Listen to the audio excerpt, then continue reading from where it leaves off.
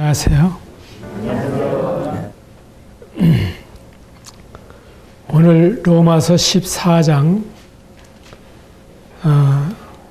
1절로 주님의 교훈을 살펴보도록 하겠습니다.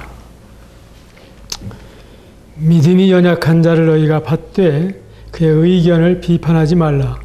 어떤 사람은 모든 것을 먹을 만한 믿음이 있고 믿음이 연약한 자는 채소만 먹느니라.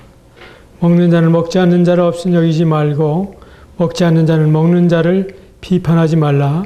이는 하나님이 그를 받으셨음이라 하는 말씀을 1절로 3절까지 읽어드렸습니다. 이스라엘 민족이나 하나님의 교회나 이 부패와 분열에 많이 시달렸습니다.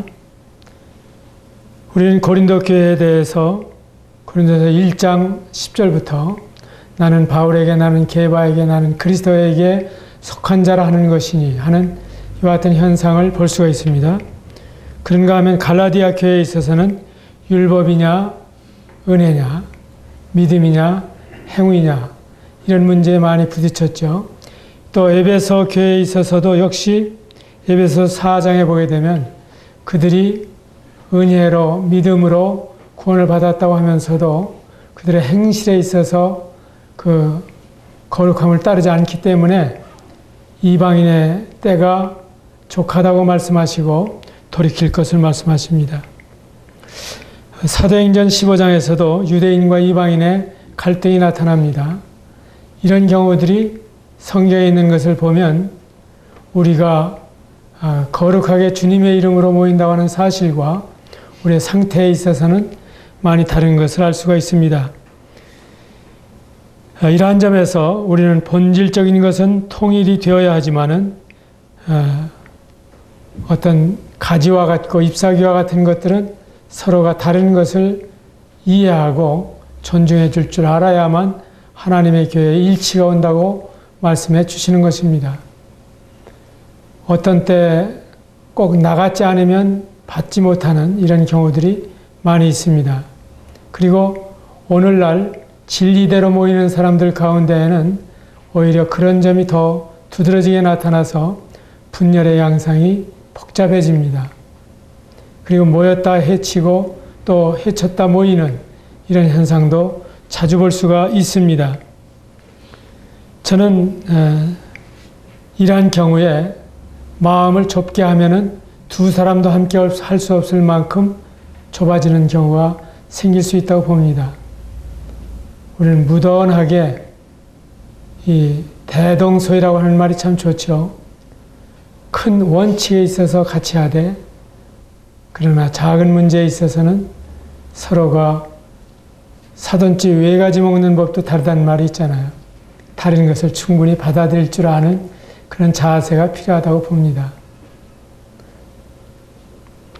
우리가 갈라디아서에 보면 베드로가 사도행전 10장에서는 내 귀에 보재기에 쌓여서 내려오는 아주 부정한 짐승들, 벌레들을 보고 도저히 저는 먹을 수 없습니다 하고 이야기했지만 그러나 주님께서는 잡아 먹으라고 하셨습니다. 하나님이 깨끗하게 하신 것을 네가 더럽다고 해서는 안 된다고 말씀하신 것입니다. 근데 갈라디아서 2장에 보면은 이 베드로가 이방인 가운데에서 앉아서 먹다가 사도 바울이 가니까 슬그머니 자리를 피했습니다. 그만큼 이 전통과 그 사람의 신앙 배경 속에 깔려있는 문제는 복잡한 것입니다. 서양 사람들이 좋아하지만 한국 사람들은 싫어하는 음식도 있습니다. 또 단순히 음식으로서가 아니라 한국 사람이 특별히 좋아하는데 국제적으로 문제가 되는 이러한 음식 종류도 있죠. 그러한 경우에 어떻게 해야 될까는 바로 이 14장에 잘 나타나 있는 것입니다. 우리가 88 올림픽 때 이것이 이름도 바뀌고 서양 사람들이 잘 모르는 이름으로 행세를 했지만은 그러나 곳곳에서 숨어서 한국 사람들이 먹는 그런 진풍경도 보았습니다. 우리가 먹는 것이나 입는 것, 헤어스타일이나 또 라디오나 TV나 영화나 어떤 문학이나 모든 분야에서 각자에게 기준이 어느 정도 서 있습니다. 그런데 여기 알맞게 처신할 수 있으면 다른 사람들이 받지 못할 때에 그 사람들을 이해하는 경우에 나도 그들에게 인정을 받고 그들도 나를 인정해 줄 이와 같은 교제가 있다면 얼마나 좋겠습니까? 저는 주는 것을 잘 먹습니다. 안 주면 못 먹죠. 그 다음에 있으면 먹습니다. 없으면 못 먹죠. 대체로 모든 것을 즐겨 먹고 특별히 강사로서 다른 지역에 가면 무엇을 좋아하는지 제 입으로 절대 밝히질 않습니다. 그것만 좋아하는 줄 알기 때문에 자칫하면 아주 손해를 많이 봅니다. 우리가 그래요. 그래서 하나님이 주신 모든 것이 선함에 감사함으로 받으면 버릴 것이 없다. 고린도전서에서 우상에게 드려진 음식에 대해서 말씀하시고 있는데 모호하죠. 다 읽어봐도 먹어도 된다는 건지 먹으면 안 된다는 건지 이해할 수가 없어요. 그런데 주님께서는 시장에서 파는 것은 묻지 말고 먹으라. 그 당시 고린도의 시장에는 우상에게 드렸던 제물, 돼지 대가리 같은 것도 한국에 올라오지 않습니까? 그런 것이 시중에 나가서 다시 팔렸던 모양이죠. 그랬을 때 이게 아마 우상에 드렸을 거야 라고 생각하고 찜찜하게 생각하는 사람은 그 찜찜한 것 때문에 먹지 말라고 말씀하시고, 또 그런 사람과 같이 있을 때에는 하나님이 주신 모든 것이 다 하나님의 창조물이요 선한 것이지만은 그 사람에게 거리낌이 되지 않을까 싶어서 안 먹는 것도 잘하는 거라고 말씀하시고 있는 것입니다. 어느 날 이삿짐을 나르는데 어느 형제가 참석을 했어요. 그래서 같이 나르는 도중에 이웃집에서 뭔가 음식을 가져왔어요. 생김이 그렇게 생긴 거예요. 그런데 저는 먹었는데 그분이 안 먹더라고요. 그렇게 되니까 상당히 사태가 복잡해졌어요. 제가 설득을 하려고 해도 안 되고 또 그가 나를 설득하려도 잘 안 되더라고요. 40년 전 이야기입니다만은 이런 경우가 우리 삶에 있어요.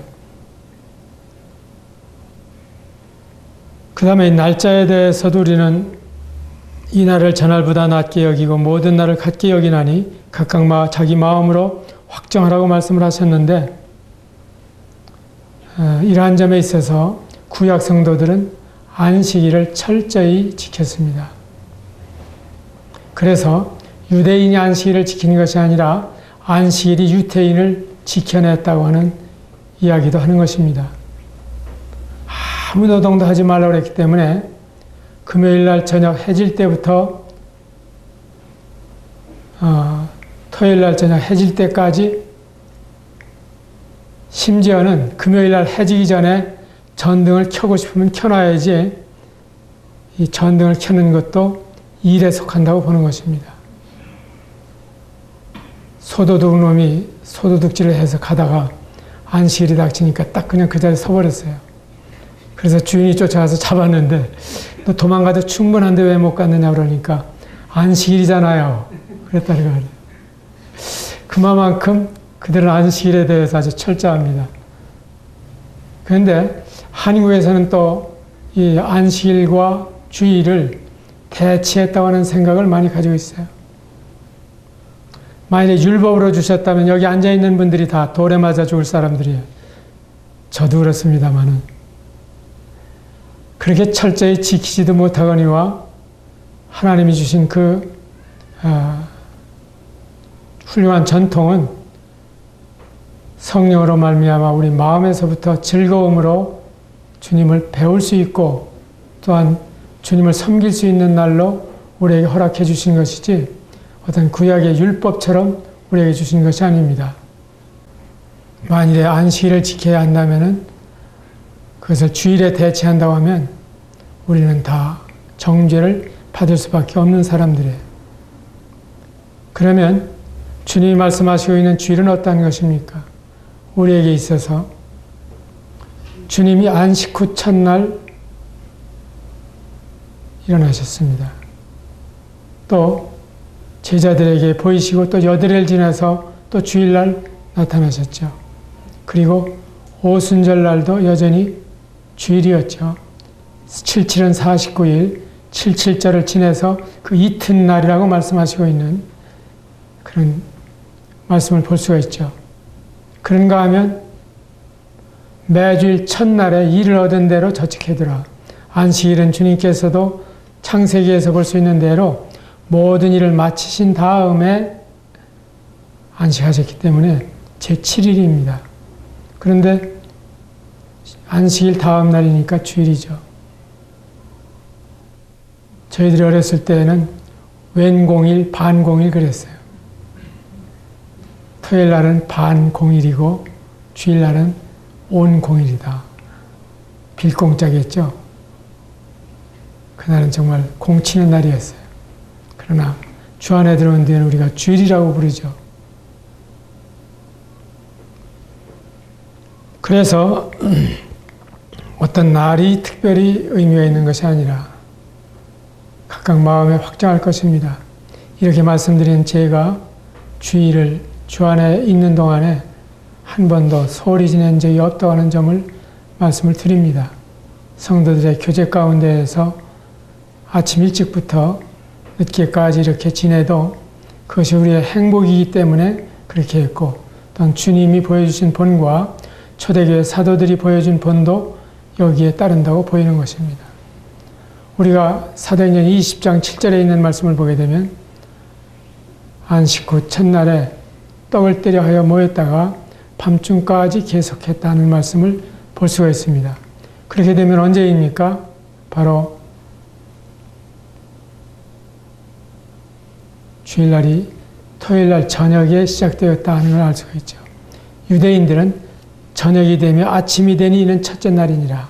그래서 저녁부터 이 기점을 잡습니다. 해가 넘어갈 때부터가 하루의 시작이었는데 이제 아마 요한복음인가에 보게 되면은 날짜 계산 시점이 달라집니다. 자정부터 자정까지라든지 이렇게 달라지죠. 이러한 점에서 우리는 동서양이 다르고 또 옛날과 지금이 많이 다릅니다. 그렇기 때문에 이스라엘에 가보게 되면은 금요일 날부터 휴일에 들어가는 아랍 사람들이 있고 또 토요일을 금요일 날 해질 때부터 지키려고 하는 유태인이 있고 또 주일을 주일날 보내는 그리스도인들이 있기 때문에 여행을 해보면 금요일 날부터 흐지부지 해가지고 관공서나 이런 데에서 일을 제대로 볼 수 없는 그런 것을 볼 수가 있어요. 그래서 그런 때에는 박물관을 많이 다녀야 되고 또 스스로 어떤 계획들을 세워야 합니다.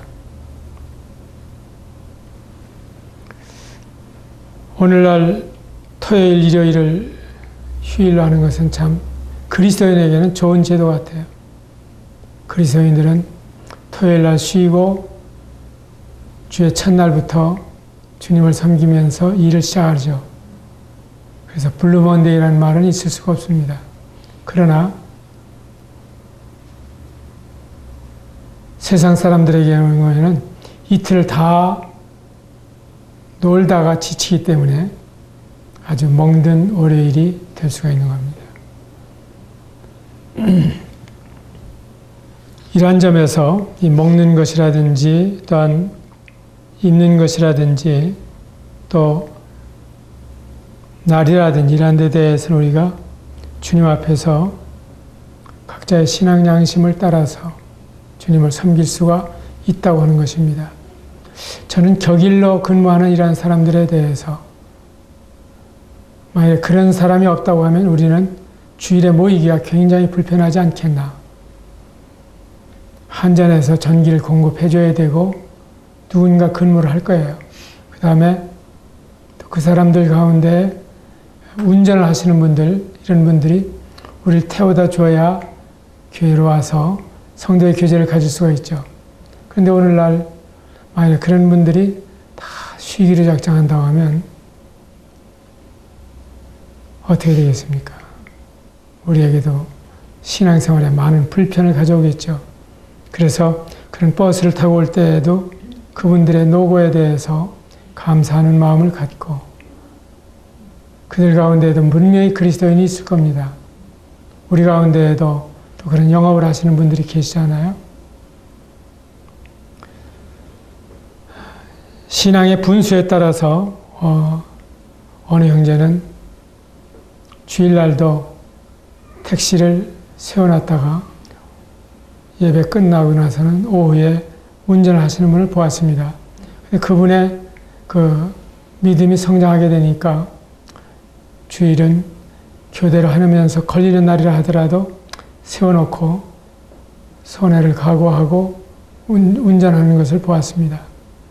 그렇게 되면 아마 한 달에 한 20일밖에는 운전할 수 없다고 그래요. 손실이 많죠. 그래도 각오하고 했습니다. 그러더니 얼마 지나서는 차를 처분해버리고 주님을 위해서 섬기기로 나선 것을 우리가 알고 있어요.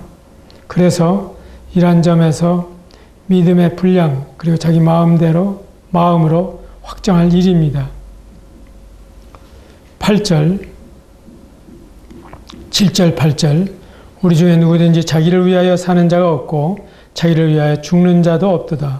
우리가 살아도 주를 위하여 살고 죽어도 주를 위하여 죽나니 그러므로 사나 죽으나 우리가 주의 것이로다. 그리고 우리가 다 하나님의 심판대 앞에 서리라고 말씀해 주십니다. 우리가 이 사실을 알죠. 그리스도의 심판대에서 먼저 그리스도인들이 심판을 받고 그리고 하나님께서는 세상을 심판하실 것입니다. 그래서 주님께서는 14장 1절 믿음이 연약한 자를 너희가 받으라고 말씀하십니다. 그리고 비판하지 말라고 말씀하시고 13절에는 서로 남을 판단하지 마시고 형제 앞에 장애물이나 걸림돌을 놓지 않겠다고 결심하라고 우리에게 당부해 주시는 것입니다. 우리가 살아가는 자세는 이렇게 성숙한 자로서의 넉넉한 모습입니다. 그리고 주님께서는 이런 데 대해서 옹색한 사람을 가리켜서 믿음이 연약한 자라고 말씀해 주십니다. 얼마나 오랫동안 주님을 섬겼든 간에 오히려 좁은 생각으로 나같이 주님을 섬기지 않으면 내가 용납할 수가 없다고 하는 자세는 연약한 자의 태도입니다.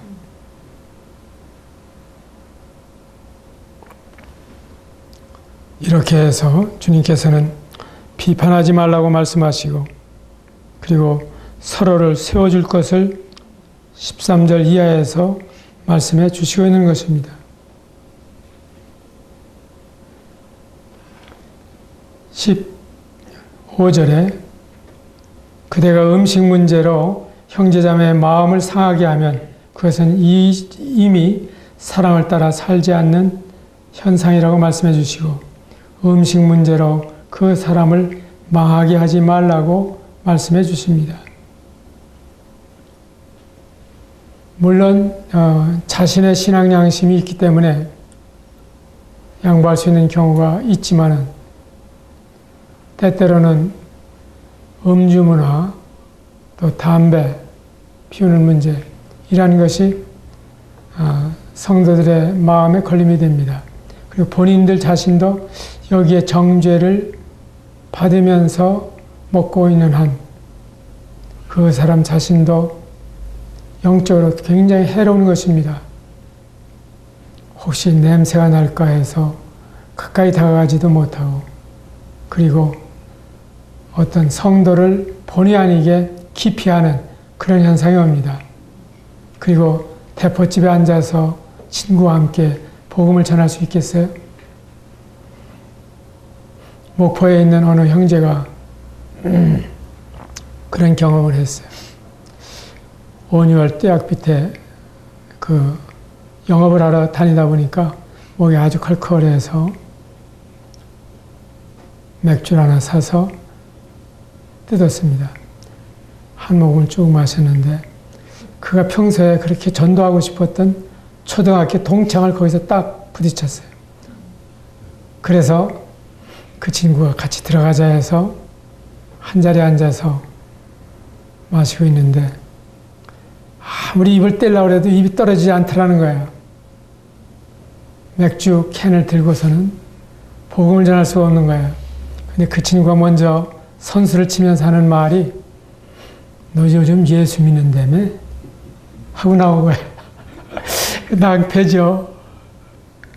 그래가지고 아주 본인이 상당히 난처했다고 하는 이야기를 제게 직접 들려줬습니다. 전주에 사는 어느 형제는 전주를 시끄럽게 하던 술꾼이었습니다. 그래서 만약에 술집에 들어가서 술을 마시고 계산서를 가져오면 그냥 오히려 도어를 그냥 와장창 깨뜨리고서는 활보하고 다니던 사람인데 그 사람이 예수님을 믿으니까 전주 시내가 조용해졌어요. 근데 군산에 처가가 있어서 처가에 가니까 장모님이 우리 사위가 이제 예수님 믿고 딴 사람 됐다고 하는 것을 자랑하기 위해서 집사 권사님들을 다 큰 방에 모아놓고 어떻게 믿었는지 좀 얘기를 해보라고 기회를 줬습니다. 막 자리를 잡고 앉아서 이야기를 하려고 하는데 입이 뻣뻣해지고 뭔가 생각이 나는 거예요. 그래서 여기서 한 계피를 딱 뽑아가지고 입에 탁 물고 라이터를 켰는데 그 순간에 시선이 갑자기 달라지는 걸 느꼈죠. 아차 하고서 그냥 그대로 한마디도 못하고 군산에서 전주로 오는 버스를 타고 돌아왔어요. 그 후로 담배를 끊었다고 하는 이야기를 들었습니다. 오늘 나는 건강과 위생 문제를 이야기하지만 어떤 담대한 분들은 그렇습니다. 우리 할아버지 태담배를 줄줄이 피웠어도 80을 건강하게 사셨다고. 오히려 간접 흡연자들이 어려움을 더 당하는 것 같아요. 옆에 있다가 유탄에 맞아서 폐가 어떻고 이런 이야기들을 많이 하는 것 같은데 어쨌든 우리가 이런 것에 대해서 한국은 금주금연으로 선교사들이 가닥을 잡았어요. 중국에 들어가서 선교하던 분들은 아편을 추방하는 일에 앞장섰습니다. 성경에서 명백히 금하느냐 금하지 않느냐 하는 것보다도 이러한 것이 얼마나 그리스도인의 간증과 대인관계에 어려움이 되는가 하는 걸 생각한다면 정말 피하는 것이 더 좋지 않나 그런 생각이 듭니다.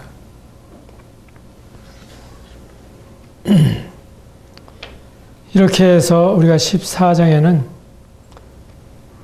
아무쪼록 화평을 도모하는 이러한 일을 힘쓰고 덕을 세우는 일에 힘을 써야 한다고 18절, 19절에 말씀해 주시고 있습니다. 어떤 것을 먹음으로 남을 넘어지게 한다면 그러한 사람에게는 그것이 해로운 것입니다. 고기를 먹는다든가 술을 마신다든가 그 밖에 무엇이든지 형제나 자매를 걸려 넘어지게 하는 일은 하지 않는 것이 좋다고 말씀해 주시는 것입니다. 사도 바울도 만일에 이것이 너희에게 해롭다고 하면 내가 평생에 고기를 먹지 않겠다고 하는 이러한 결심도 하고 있는 것을 볼 수가 있죠. 우리가 12장부터 시작되고 있는 그러므로의 삶, 11장까지는 교리적인 문제를 다루고 있지만은 12장에 바로 교회 생활을 어떻게 해야 되느냐 하는 것을 촘촘히 말씀해 주시죠. 이루 말할 수 없이 자상하게 말씀해 주십니다. 그런가 하면 13장에서는 사회와 국가에 대한 태도는 어떻게 해야 될까 하는 점을 말씀해 주십니다. 14장에서는 이와 같이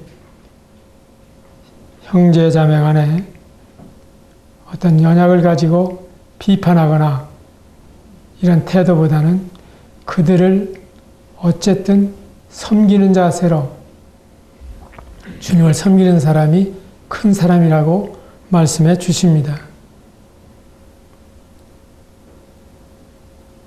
고기를 먹는다든가 술을 마신다든가 그 밖에 무엇이든지 형제나 자매를 걸려 넘어지게 하는 일은 하지 않는 것이 좋은 것입니다.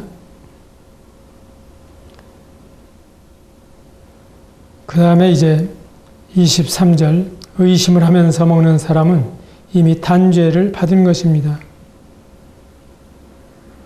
그것은 믿음에 근거해서 한 것이 아니기 때문입니다. 믿음에 근거하지 않는 것은 다 죄라고 말씀해 주십니다.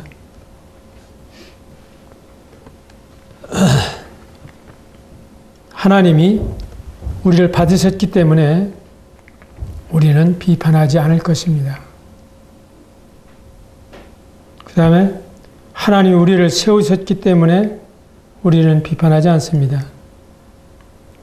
예수님이 우리의 주인이므로 그리고 예수님이 우리를 심판하실 것이기 때문에 우리는 비판하지 않습니다.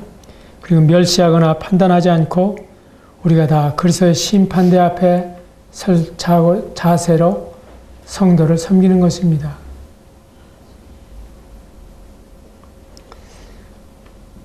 그 다음에 이제 서로 세우는 문제에 있어서도 우리가 다른 사람의 유익을 도모하라고 말씀해 주시죠.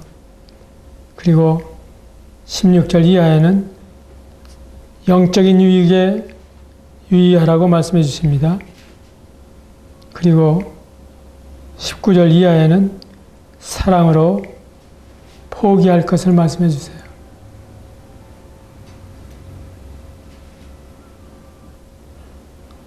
요즘 한 청년이 우리 집을 들락날락 하는데 그 청년이 다른 사람처럼 진득하니 앉아있질 못하고 휙 나갔다 들어오고 휙 나갔다 들어오고 그러더라고요. 그래서 가만히 살펴보니까 담배를 피우는 것 같아요. 그래서 그저께는 제가 같이 산책을 나갔었는데 점심을 먹고 나서 어제는 나갔다 오라고 그랬어요. 담배 피울 시간 줘야 되잖아요. 그 사람이 참 우리 집에 와서 불편한 것이 한 가지일 텐데 그 사람이 스스로 자신을 바로잡기 전에는 자유를 주는 것이 좋겠다. 마음대로 안 되는 거기 때문에 그래서 교회에 나오기 어려운지도 모르죠. 복음을 듣기가 불편하게 되는 것이기 때문에 언젠가는 끊기를 바랍니다마는 그래서 나는 나의 삶과 행동을 판단할 수 있지만 남의 삶과 행동을 판단할 수는 없는 것입니다. 주님께서 22절, 23절에 있는 말씀은 각자가 자기의 소신대로 살아가되 다른 사람에게 주장하지는 말아라 하는 것으로 결론을 내리고 있습니다. 이상 우리가 14장을 대강 살펴보면서 적어도 우리가 어떻게 신앙생활을 해야 잘하는 건가 하는 것을 분명히 보여주시고 있죠. 이 점을 여러분들이 유의하셔서 듣기 전과 들은 후에 우리의 신앙생활의 모습이 달라질 수 있기를 바랍니다. 감사합니다.